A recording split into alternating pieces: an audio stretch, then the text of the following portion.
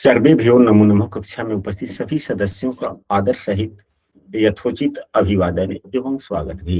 सभी सदस्य अपने अपने इष्ट देव का ध्यान करें। माता गायत्री के मंत्रों का एक बार अंतर मन से उच्चारण कर ले।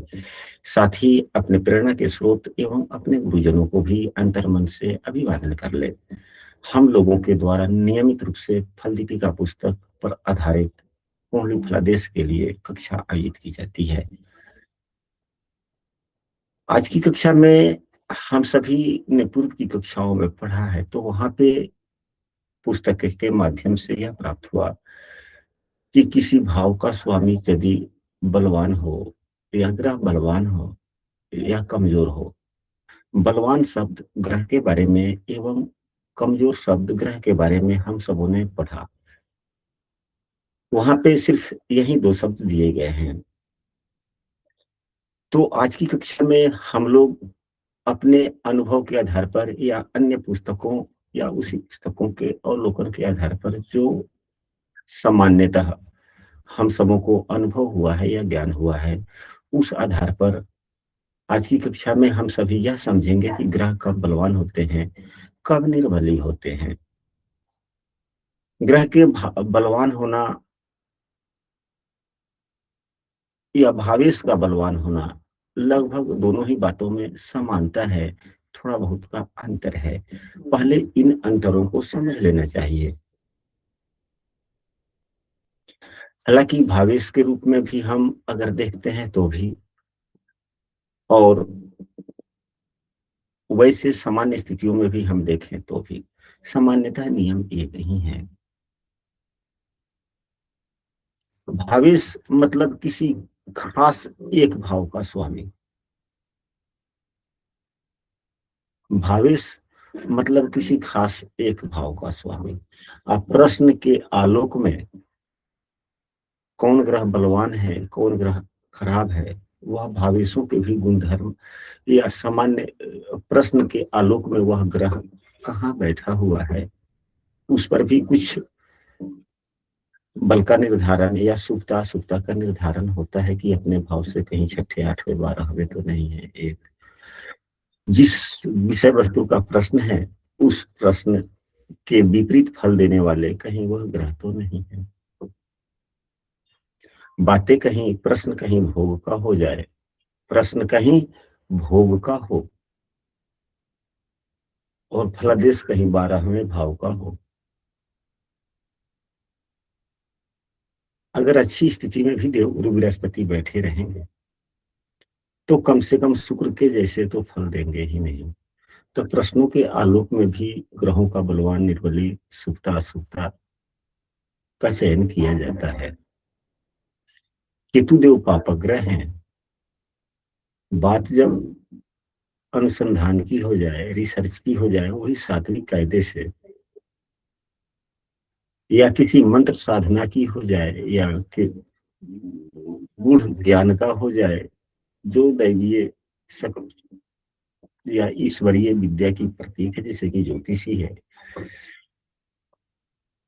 तो अगर केतु का संबंध संबंधित भाव से बनता है, भले ही पाप ग्रह है, किसी भी भाव के स्वामी नहीं है, तो प्रश्न के आलोक में वह भी अच्छे फल देते हैं, उनकी भी सुता सुता का विचार किया जाता है।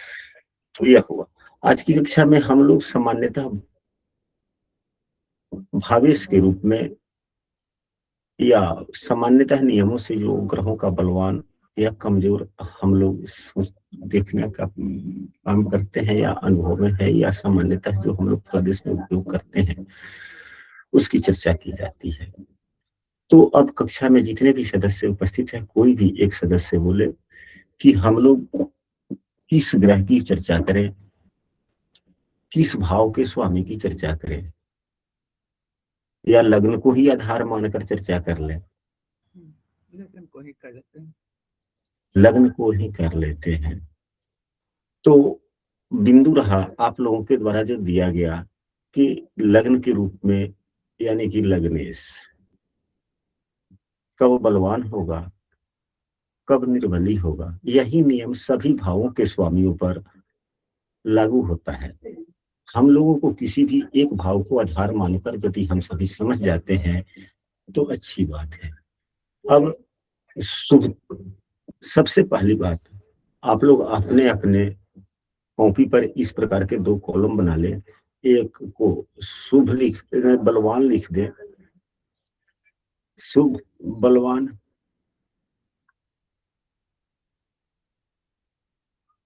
और दूसरे को कमजोर या निर्बली, कमजोर या निर्बली, यहाँ तो लिखा है वह है।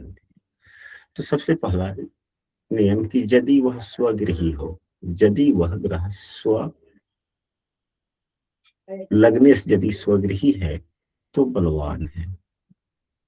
शुक्रदेव 7 नंबर की राशि लग्न में है, अगर शुक्रदेव लग्न में ही बैठे हुए हैं तो बलवान है। दूसरा, कमजोर कब होंगे यह भी हम, यदि वह शत्रु राशि में है, यदि वह शत्रु राशि में है तो निर्बली है, चाहे अंशात्मक मान से बलवान ही क्यों ना हो। तो अंशात्मक मान से बलवान हो जाने का मतलब यह हुआ कि लड़ने की क्षमता है, लेकिन फिर भी वह पीड़ित शत्रु के घर में है तो स्वतंत्रता तो है नहीं, पीड़ित तो है ही, मनोदशा ठीक तो है ही नहीं। तो शत्रु के घर में बैठे हुए ग्रह यदि अंशात्मक मान से ही बलवान होते हैं तो भी उतने अच्छे फल नहीं दे पाते, क्योंकि उन्हें पीड़ित समझा जाता है। दूसरा, अब शुक्र की बात की जाए तो शुक्र के शत्रु राशि कौन कौन है, शुक्र किसे किसे शत्रु मानते हैं। तो शुक्रदेव सूर्य एवं चंद्रमा को शत्रु मानते हैं, शुक्रदेव मानते हैं सूर्य एवं चंद्रमा को शत्रु मानते हैं। तो इनके शत्रु मानने से क्या फर्क पड़ता है, जिस घर में है उस घर के स्वामी, यानी कि जिस भाव में बैठ गए। अब यहीं पे सूर्यदेव बैठे हुए हो 5 नंबर की राशि में या 4 नंबर की राशि में, अगर शुक्रदेव बैठे हुए हैं सिंह राशि में या शुक्रदेव कर्क राशि में बैठे हुए हैं, तो शत्रु राशि इनका कौन हुआ, शत्रु राशि इनका कौन सिंह हुआ। राशि में, सिंह राशि। तो शुक्र को केवल एक ही ग्रह शत्रु मानता है, वह है सूर्य। तो शुक्रदेव यदि सिंह राशि में हो जाएंगे तो यह अशुभ फलदाता होगा, यानी कि निर्बली माने जाएंगे, क्योंकि चंद्रमा शुक्र को सम मानता है। चंद्रमा चंद्रमा की राशि में बैठे हुए कोई भी ग्रह अशुभ फल नहीं देते। हम लोग व्यवहारिक नियमों से भी कई कायदे से समझ सकते हैं, चंद्रमा मन होता है और मन किसी का विरोध करता है। चंद्रमा ममता का प्रतीक है, प्रेम का प्रतीक है, और जहां ममता प्रेम वाली बात आती है तो वहां पे शत्रुता शब्द होता ही नहीं है। जहां पे शत्रुता समाप्त होता है वहीं से प्रेम, ममता, अपनापन शुरू होता है। यह भी कुछ व्यवहारिक गुण धर्मों के आलोक में हम लोग समझ सकते हैं। और भी ढेर सारे नियम है, पुस्तकों में तो ढेर सारे बातें बतलाई गई है, तो हम लोग व्यवहारिक कायदे से समझते हुए आगे चले। दूसरा, अब दूसरे सूत्र पर चलते हैं। दूसरा सूत्र यह है कि यदि अपने मित्र के साथ में युक्त हो, यदि अपने मित्र के साथ में युक्त हो, तो मित्र के साथ में युक्त का मतलब यह हुआ कि शुक्र भी जिसे मित्र मानते हो और सामने वाला ग्रह भी मित्र मानता हो, तो मित्र के साथ युक्त, या शुक्र जिसको मित्र मानते हैं उसके साथ भी हो।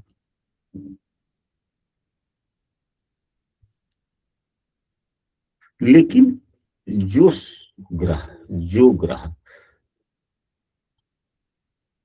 इनको शत्रु मानता है उसके साथ में रहेंगे, तो शत्रु के साथ में रहने पर तो कोई सपोर्ट होता ही नहीं है। तो अभी हम लोगों ने यह पढ़ा कि कोई भी ग्रह सूर्य को, भले कोई भी ग्रह शुक्र को शत्रु मानता ही नहीं। एक सूर्य देव ही ऐसे हैं जो शुक्र को शत्रु मानते हैं, दूसरे और कोई ग्रह तो मानते ही नहीं है।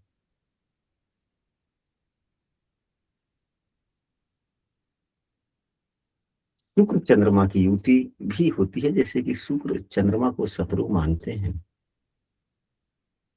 लेकिन शुक्र एवं चंद्रमा की युति कुंडलियों में ऐसा देखा जाता है, कई जातक शास्त्रों में बतलाए गए हैं कि शुक्र चंद्रमा की युति कुछ अच्छा ही फल दे देता है कई मायनों में। ऐसा आप लोगों ने भी पढ़ा होगा, पढ़ा है कि नहीं पढ़ा है? जी गुरु जी। तो केवल सूर्य एवं शुक्र की जब युति होती है तो उतने उत्तम नहीं माने जाते, खराब हो जाता है। शेष सभी ग्रहों के साथ में, किसी भी ग्रह के साथ में शुक्र की युति हो तो अच्छा ही माना जाता है। हाँ, थोड़ा केतु के साथ में यदि युति हो जाती है शुक्र की तो उतना अच्छा नहीं होता। कहने का मतलब यह है कि यदि मित्र के साथ में, वैसे शुक्र के नैसर्गिक मित्र जिसे शुक्रदेव को मित्र मानते हैं, तो शुक्रदेव को मित्र मानने वाले कौन ग्रह है? बुध भी शुक्र को मित्र मानता है, शनि भी बुध को शुक्र को मित्र मानता है, बुध शुक्र को मित्र मानता है। पहले एक एक ग्रह से चलते हैं। सूर्य नहीं मानता, चंद्रमा सम मानते हैं और शुक्र चंद्रमा को शत्रु मानते हैं। मंगल शुक्र को सम मानते हैं और शुक्र भी मंगल को सम मानता है। तो मंगल शुक्र की युति भी अच्छा ही फल देता है कई मायनों में। शुक्र और मंगल की युति दाम्पत्य जीवन के लिए थोड़ा कभी कभी नुकसानदायक होता है, ये तो सामान्यतः ठीक होता है। बुधदेव शुक्र को मित्र मानते हैं और शुक्र भी बुध को मित्र मानते हैं। हाँ, देव गुरु बृहस्पति शुक्र को शत्रु मानते हैं, परंतु देव गुरु बृहस्पति भी विद्वान है और ये भी विद्वान है, तो विद्वानों की शत्रुता भी बड़े आदरणीय होती है। जब दो विद्वान की आपस में शत्रुता होती है तो उसका जो परिणाम निकलता है बड़ा शुभ निकलता है। दो विद्वान अगर एक जगह हो और उनमें शत्रुता हो तो उनके शत्रुता का प्रतिफल से दुनिया धन्य हो जाता है। ऐसा व्यवहारिक दृष्टिकोण में भी देखा जाता है। आप लोगों में से सभी विद्वान हैं। विद्वान की लड़ाई हाथों से नहीं, वाणी से होती है और अपने अपने ज्ञान के अनुसार तर्क वितर्क करते हैं। तो जब दो विद्वान आपस में तर्क वितर्क करेंगे तो देखने वाला क्या करेगा? आनंदित होगा, भाव विभोर होगा और देखने वाले को कुछ ज्ञान ही मिलेगी। तो कौन या लाभ ही मिलेगा।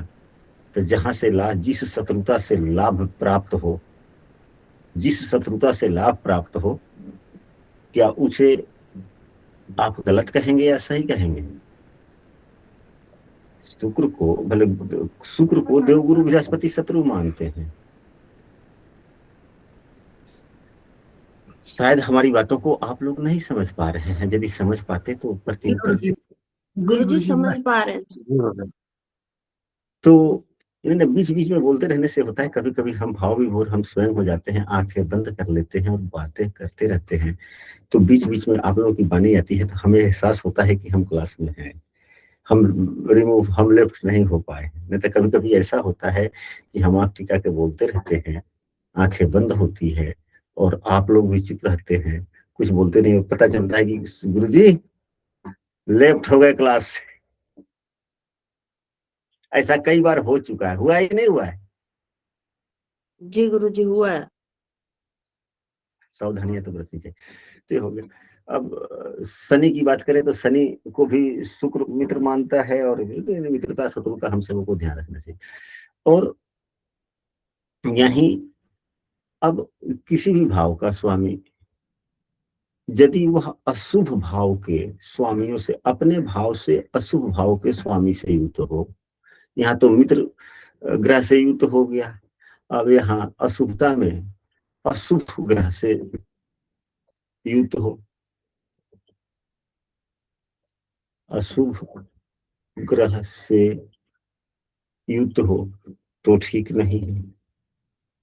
अब अशुभ ग्रह हम लोग कैसे पहचाने, यह अलग विषय वस्तु है। इस पर भी पूरी एक क्लास हो सकती है। ये नहीं कि पाप ग्रह को अशुभ ग्रह कहा गया है, वे भी अच्छे फल देते हैं, आप सबों ने पाया है, पढ़ा है। हालांकि आगे इसी पुस्तक में, फल दीपिका पुस्तक में हम लोग आगे भी पढ़ेंगे। सामान्यतः मंगल को लोग अशुभ ग्रह कहता है, शनि को अशुभ ग्रह कहता है, परंतु इस उदाहरण कुंडली में शनि बहुत ही उत्तम ग्रह हो गया। शनि बहुत ही उत्तम ग्रह हो गए, और इसी कुंडली में देवगुरु बृहस्पति अशुभ ग्रह हो गए। इसी कुंडली में देवगुरु अशुभ हो गए, अशुभ हो गए, क्योंकि इनके तीसरे भाव में भी स्वामी की राशि है, मतलब, और छठे भाव में भी है, तो लग्न के लिए तो अशुभता ही दे दिए। तो लग्न के लिए अशुभ हो गए, तो इस लग्न में शुक्र गुरु की युति उतना उत्तम होगा? नहीं नहीं होगा। गुरु जी। नहीं तो पापग्रह कभी भी अशुभ फल नहीं देते। हाँ, अपने वह आपके कुंडली में क्या वह पापग्रह अच्छे फल देने वाले हैं? अब यही शनिदेव अगर चाहे अकेले ही क्यों न हो, अगर यही चौथे भाव में होते तो कितने शुभ फल देते। देव इस कुंडली के लिए देवगुरु बृहस्पति ज्यादा शुभ फल देने वाले हैं या शनिदेव? शनिदेव योग कारक शनिदेव। होके बहुत अच्छे फल देंगे। देवगुरु बृहस्पति से भी कहीं अच्छे फल देने वाले हो गए। तो हम सबों को विशेष रूप से ग्रहों की शुभता अशुभता भावेशों के आधार पर भी समझ लेना चाहिए कि किस प्रकार हम कौन से ग्रह किस कुंडली में अशुभ फल देने वाले हैं, कौन से ग्रह शुभ फल देने वाले हैं। तो दूसरा सूत्र यह बना कि यदि कोई भी ग्रह किसी भी भाव का स्वामी अशुभ ग्रह से युक्त हो तो उस ग्रह को निर्बली ही कहा जाएगा या बुरा फलदाता ही कहा जाएगा। अब ग्रह कब बलवान माना जाता है? तो जब ग्रह 11वें भाव में हो। 11वें भाव में हो, किसी भी भाव का स्वामी अपने भाव से जब 11वें होता है, तो जब कोई भी ग्रह अपने भाव से 11वें होता है तो उस भाव के लिए सदैव शुभ माना जाता है, सदैव बलवान माना जाता है। प्रश्न लग्न की हो रही है तो लग्न के लिए सभी ग्रह, कोई भी ग्रह यदि 11वें भाव में है तो सुफल ही देंगे, अच्छे फल देंगे। खास करके लग्नेश का 11वें भाव में बैठना बहुत ही उत्तम होता है। ऐसे व्यक्ति के जीवन में जितना काम करता है कार्यों में काफी लाभ होता रहता है। शायद ही अपवाद में एक आधे कार्यों में कभी नुकसान हो जाए, नहीं तो जिसके लग्नेश सामान्यतः 11वें भाव में होते हैं सामान्यतः जीवन में अच्छे फल देते हैं, सामान्यतः सभी क्षेत्रों में। क्योंकि लग्नेश जीवन के सभी विषय वस्तुओं का प्रतिनिधित्व करता है। लग्नेश जीवन के सभी प्रश्न व्यक्तियों का प्रश्न करता है। वहीं यहाँ के लिए हो जाएगा कि ग्रह जब कुंडली के छठे 8वें या 12वें भाव में हो तो वह खराब फल देता है, शुभ फल देता है, नहीं हो सकता है। किसी भी भाव का स्वामी अपने भाव से छठे 8वें 12वें हो। अब इसी उदाहरण कुंडली में शुक्रदेव लग्नेश हैं, अगर यही शुक्रदेव यहाँ हो जाते, यहाँ होते या यहाँ होते तो बुरे फल देते। परंतु शास्त्रों में यह भी वर्णित है कि कोई भी ग्रह कहीं भी हो, विशेष नियम यह है, कोई भी ग्रह कुंडली में कहीं भी हो लेकिन अपने उच्च राशि या स्व राशि का है। अभी हमने यहाँ पर सबसे पहले पढ़ा है कि स्वगृही हो, हमने पढ़ा है स्वगृही हो, तो स्वगृही से तो उत्तम अपने उच्च स्थान का हो, तो उत्तम बात। तो यहाँ भी उत्तम हो गया क्योंकि यहाँ इनकी उच्च राशि है, और यहाँ पे क्या हो गया, अपनी स्वराशि है। हम सबों ने इसी पुस्तक में आगे पढ़ेंगे कि शुक्र देव सदैव 12वें घर में अच्छे फल देते हैं, चाहे राशि क्यों ना कोई भी क्यों ना हो। परंतु आप सभी पाएंगे तो कोई भी ग्रह जब अपने नीच राशि का होता है तो बुरा फल ही दे देता है।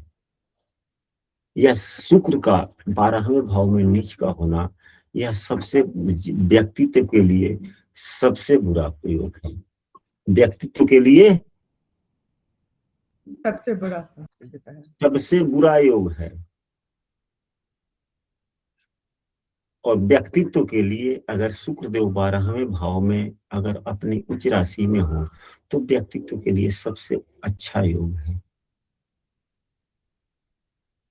शुक्र का 12वें भाव में उच्च का होना व्यक्तित्व के लिए सबसे उत्तम योग है। और सबसे खराब योग शुक्र का 12वें भाव में व्यक्तित्व के नीच।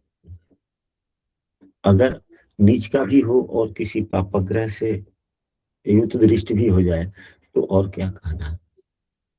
और देव गुरु बृहस्पति का खराब हो जाना, यह अच्छे फल नहीं होते। चलिए अब हम लोग अगले सूत्र पर चलते हैं कि यदि कोई ग्रह यदि कोई भी ग्रह शुभ कर्तरी में हो, यानी कि हाँ कर्तरी योग में हो, तो कर्तरी दो प्रकार के होते हैं, शुभ पाप दोनों। यदि कोई ग्रह शुभ कर्तरी में हो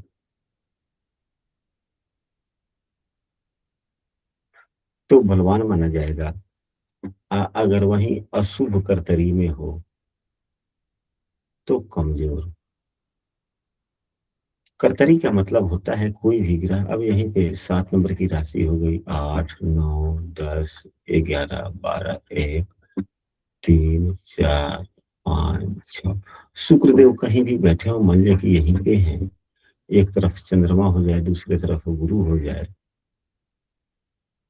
या एक तरफ बुध गुरु हो जाए कहीं, यानी कि दोनों तरफ शुभाग्रह हो, या ग्रह के दोनों तरफ शुभाग्रह की दृष्टि हो। अगर यहाँ पे चंद्रमा हो तो ठीक है, नहीं तो चंद्रमा यहाँ से भी देख सकते हैं। यहाँ गुरुदेव यहाँ नहीं है, अगर देव गुरु बृहस्पति 12वें भाव में ही है तो यहाँ पर देख लेंगे, शुभ कर्तरी हो गया।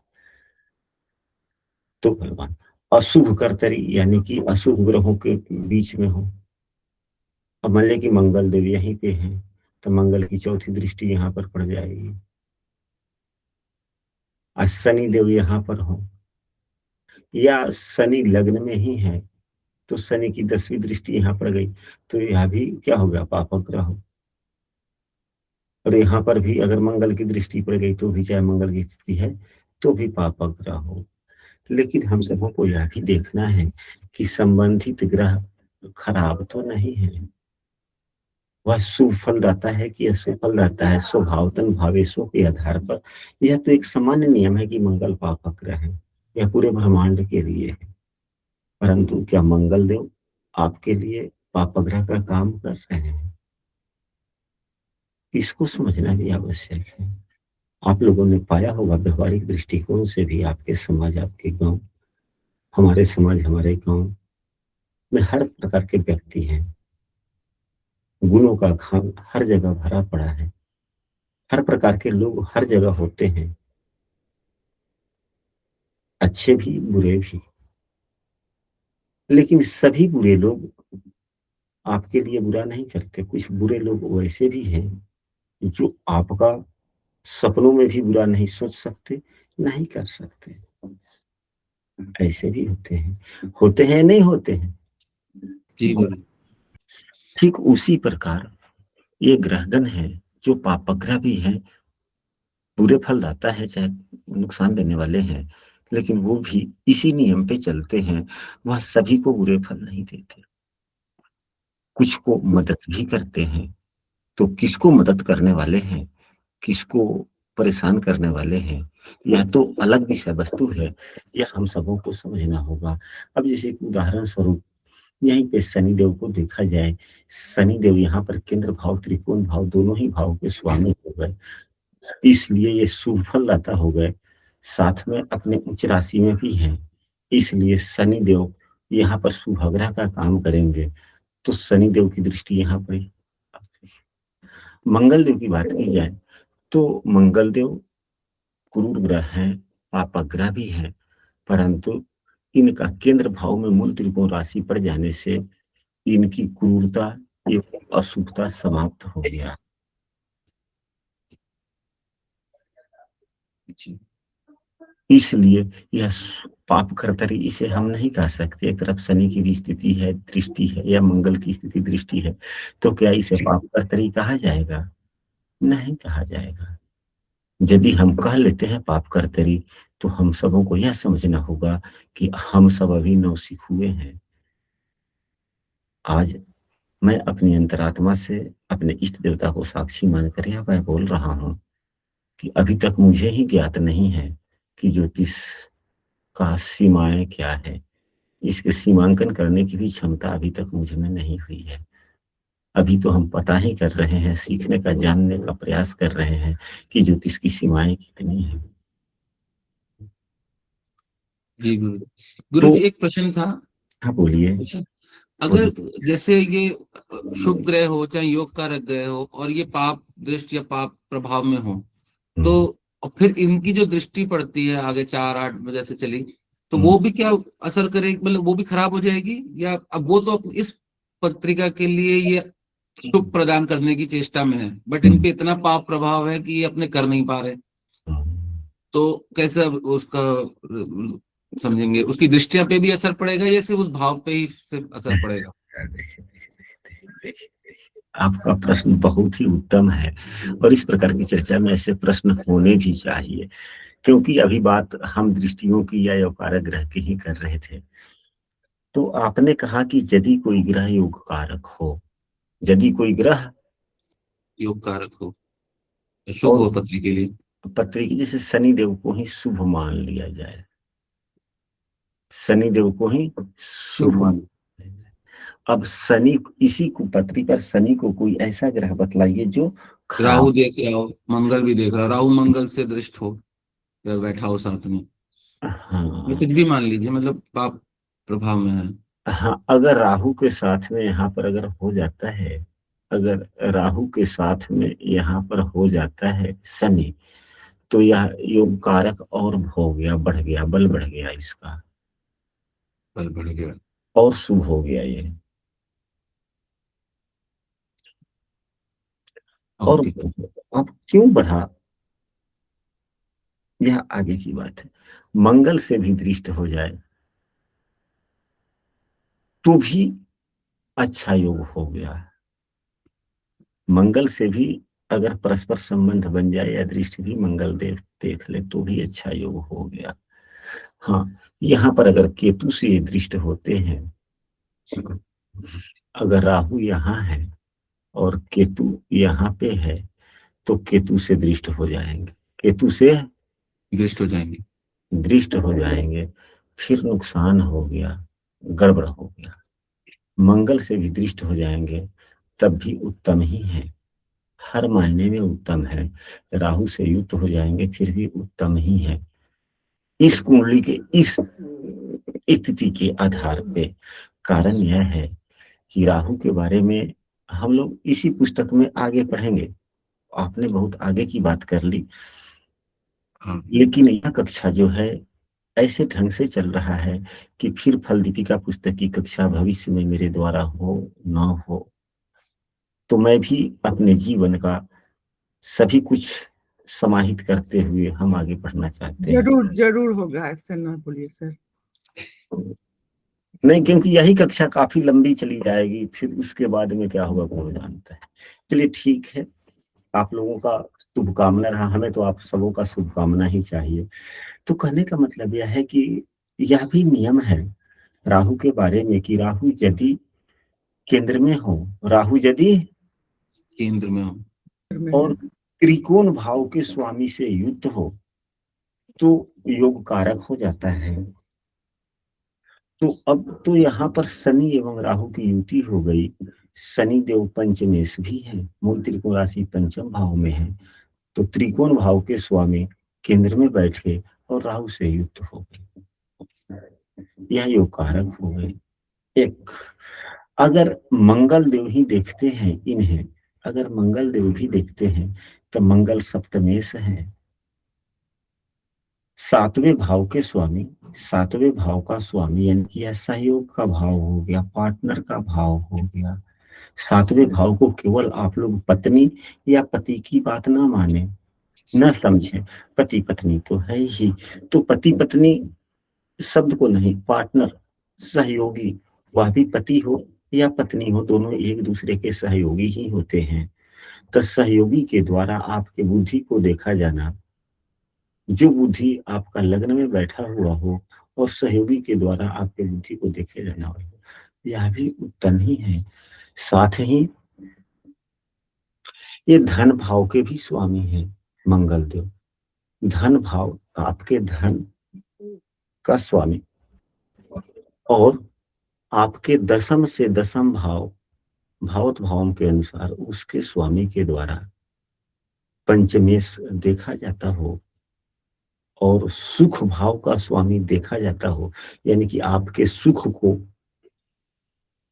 आपका सहयोगी ख्याल रख रहा है, आपके सुख को आपका स्वजन देख रहा है, ख्याल कर रहा है।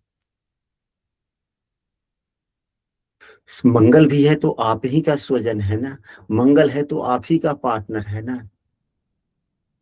जी गुरुजी, बहुत बढ़िया। लेकिन यहाँ पर एक नियम और भी होता है कि अब शनि मंगल को शत्रु मानता है, शनि मंगल को शत्रु मानते हैं, शुरू मानता है, मंगल शनि को सम मानता है, सम मानता है। तो यह भी नियम है कि यदि शनि योग कारक हो जाते हैं तो वह सभी ग्रहों से शत्रुता भूल जाते हैं। तुला लग्न की कुंडली हो या वृषभ लग्न की कुंडली हो, जब शुक्रदेव लग्नेश होते हैं तो शनि अपनी शत्रुता खो देते हैं। समाप्त कर देते हैं। इसके दो नियम हैं। क्यों खो देते हैं?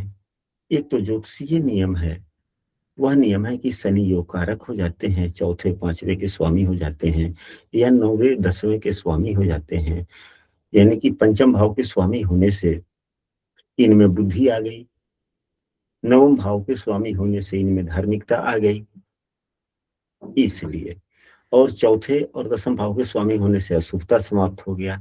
यह ज्योतिषीय नियम है। हम लोगों को ज्योतिषीय नियम समझ में आए न आए कोई बात नहीं फर्क पड़ता, ज्योतिष को व्यवहारिक दृष्टिकोण से समझना चाहिए। आप सब देखेंगे तो पाएंगे कि जिसके शुक्र लग्नेश होते हैं वह व्यक्ति चाहे जितना भी स्वभाव का भोगी स्वभाव का क्यों ना हो, परंतु कद्र करता है लोग, सामान्यतः ओवरऑल। अब कोई विशेष स्थितियों में शुक्र ही नीच का हो जाए या बुरे स्थिति में फंसा हुआ हो या नवमांस में नीच का हो जाए, वह अलग बात है। लेकिन सामान्यतः जिसके शुक्र लगने से होते हैं वह ठीक ही है, और जिसके शुक्र देव लगने से होते हैं वह सामान्यतः किसी न किसी देवी की पूजा करता ही है, सामान्यतः देखा जाता है। तो और वह शुक्र की कदर भी करता है, क्योंकि शुक्र देव स्वयं शुभग्रह है। शुक्र की कदर करना, शुक्र की कदर करना का मतलब क्या हुआ? सुंदरता, साज सजावट इत्यादि, बनना संवरना, दिन भर में एक बार के बजाय 5 बार आईना शक्ल देख लेना, बाल को सीधा कर लेना, कपड़े पर ध्यान देना इत्यादि पाया जाता है कि नहीं पाया जाता है। यदि वह किसी देवी का पूजा ना करे, माता सरस्वती की ना करे, माता लक्ष्मी की ना करे, माता भवानी की ना करे, लेकिन कम से कम अपने सुंदरता, अपने कपड़े, अपने बाल का ख्याल रखता है कि नहीं रखता है? जी रखता है। मतलब क्या हुआ? यहाँ से क्या शिक्षा मिली? यह सभी बातें जो मैंने कहा यह सब आप लोगों ने भी पढ़ा होगा कि यह ज्योतिष में यह ऐसे शुक्र है तो शुक्र का गुण धर्म है तो उस पर फॉलो करता है। तो आप लोगों ने यह भी तो पढ़ा है कि हम शुक्र का उपाय करते हैं तो शनि अपने आप प्रसन्न होते हैं, जी शनि का उपाय करते हैं तो राहु अपने आप प्रसन्न होते हैं। जी तो जब हम शुक्र का उपाय कर ही रहे हैं, शुक्र का हम कुछ न कुछ कार्यक्रमों पर अमल कर ही रहे हैं, तो क्या शनि गलत फल देगा? नहीं देगा, क्योंकि शुक्र की इच्छा ही सूर्य है। जी शुक्र की इच्छा ही सूर्य है। जी तो शुक्र के अमल करने से शनि प्रसन्न भी है, और शनि मंत्र भी है। शनि धर्म भी है। जी जरूर। तो क्या इच्छा, अब शुक्र की इच्छाओं का दमन क्या शनि करेंगे? नहीं कर पाएंगे।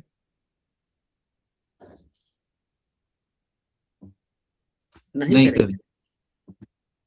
अगर 2 नंबर की राशि लग्न में हो जाता है, 2 नंबर की राशि लग्न में हो जाता है, तो 3, 4, यहाँ पर 5 आ गया, शनि कहीं भी होंगे। तो शुक्रदेव भले धन के कारक ग्रह नहीं है, लेकिन धन के अभिलाषी तो हैं, प्रभुता के अभिलाषी तो हैं, करेक्ट। दिखावटपन के अभिलाषी तो हैं। जी शुक्र सुख के कारक तो हैं, चौथे भाव के कारक तो हैं। तो अब इस शुक्र को वास्तविक सुख कहां से मिलेगा? जब हम शुक्र का उपाय कर ही रहे हैं, साज सजा सजावट सुंदरता इत्यादि कपड़े लत्ते इत्यादि का ध्यान रख ही रहे हैं, तो तब तो शुक्र का उपाय हो रहा है, तो शनि तो प्रसन्न थोड़े बहुत होंगे ही होंगे। तो जब शनि प्रसन्न होंगे, तो क्या शुक्र के सुखों पर दमन करेंगे? नहीं कर पाएंगे। तो जब शुक्र के सुखों का दमन नहीं करेंगे, तो यहाँ पर तो 5 नंबर की राशि है, सूर्य पर सूर्य से कैसे शत्रुता कर सकते हैं? ये करेंगे? नहीं।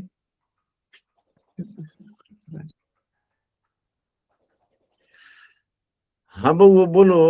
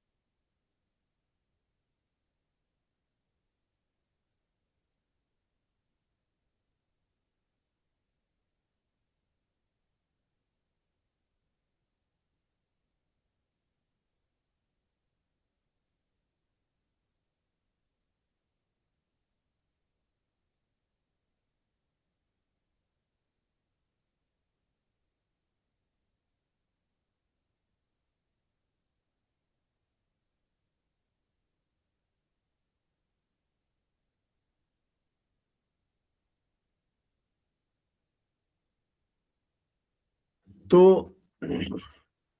अब तो यहाँ पर शनि शुक्र के लग्नों में शनि देव सूर्य से शत्रुता नहीं रखते। इसका हम लोगों ने ज्योतिषीय आधार भी समझा, एवं व्यवहारिक आधार भी समझा। आगे हम लोग बढ़े। जी जी 5वां, यदि लग्नेश पर शुभ दृष्टि हो, या जिस ग्रह पर शुभ दृष्टि हो, वह बलवान माना जाता है। आज यदि अशुभ ग्रहों की दृष्टि हो, अशुभ दृष्टि 5वें में, तो निर्बली हो गया।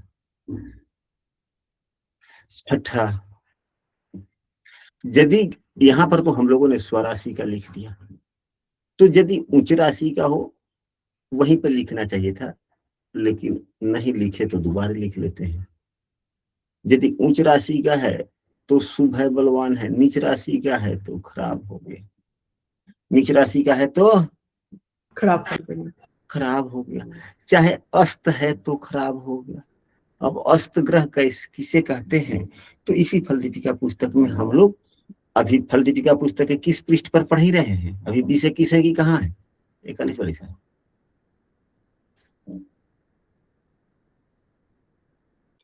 52 में गुरुजी।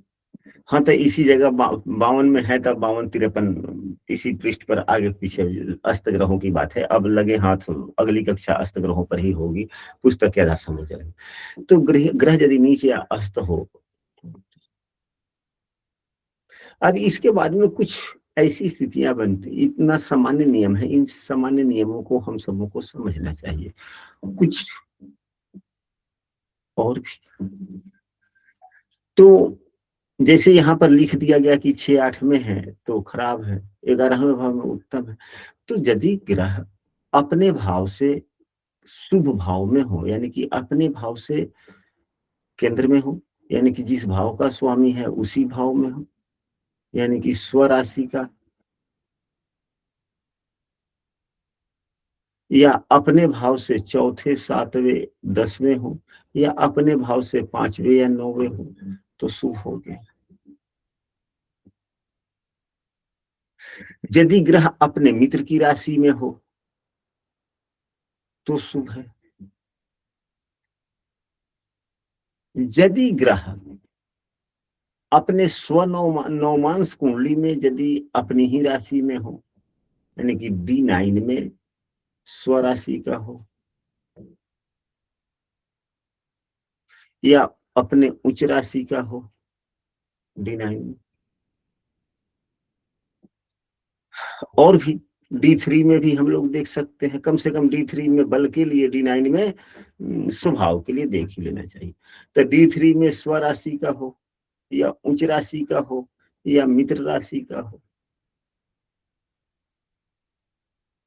अब खराब के लिए कि D9 में नीच राशि का हो, D9 में शत्रु राशि का हो, D3 में ही भे में भी अपने नीच राशि, अपने शत्रु राशि का, तो अशुभ हो जाते हैं।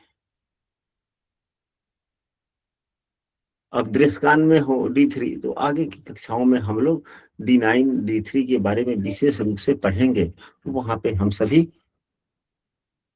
को यह सभी बातें स्पष्ट होता है, चला जाएगा। चला जाएगा। क्योंकि जब पुस्तक आधार मान लिया जाता है तो हम सबों को भी ये प्रयास करने चाहिए कि जितना हम लोगों ने पूर्व की कक्षाओं में पढ़ा है उसी आलोक में हम लोग प्रश्न करें। यानी कि जो 51-52 की बातें हैं तो पृष्ठ संख्या 53-54 से संबंधित नहीं, पृष्ठ संख्या 51-52 से पहले की ही प्रश्न किए जाए, नहीं तो पुस्तक अपमानित होता है। पुस्तक अपमानित होता है। तो हम सबों को पुस्तक का मान बढ़ाना चाहिए।